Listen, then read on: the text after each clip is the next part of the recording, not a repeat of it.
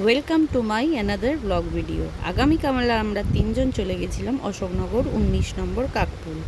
তোমরা তো সবাই জানো আজ ইউটিউব ভাইরাল আমেরিকার দাদার দোকানের কথা। আর বিরিয়ানির দোকান মানেই তো বিরিয়ানি খাওয়া। যথারীতি আমরা বিরিয়ানির দোকানে যাচ্ছি। এই বিরিয়ানির দোকানের সামনে এসে পৌঁছালাম। আর প্রচুর ভিড়, দেখেছো কত লাইন, প্রচুর লাইন। এই যাবি না বাবু, যাবি না, 7:30 বাজে তাও এত লাইন। ওখানে 9টা পর্যন্ত বিরিয়ানি বিক্রি হয়, তাও এত লাইন বসে।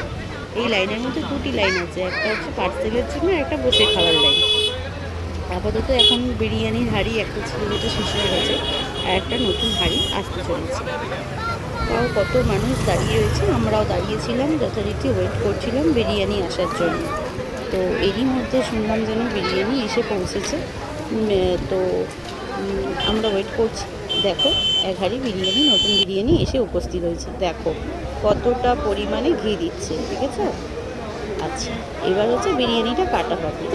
এখানে এক প্লেট চিকেন বিরিয়ানির দাম আগে ছিল 80, এখন চিকেন বিরিয়ানিটার দাম হয়েছে 85।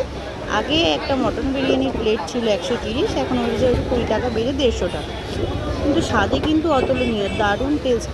একবার গিয়ে টেস্ট করে এসো যদি কারো টেস্ট করা না থাকে। দেখেছো কত সুন্দর করে কাটছে, আমার তো খুব ভালো লাগে, আমার দারুণ লাগে এখানকার বিরিয়ানি। আমি যখনই খাই বিরিয়ানি দাদার দোকান দিয়েই খাই। এবার আমাদের খাওয়ার পালা।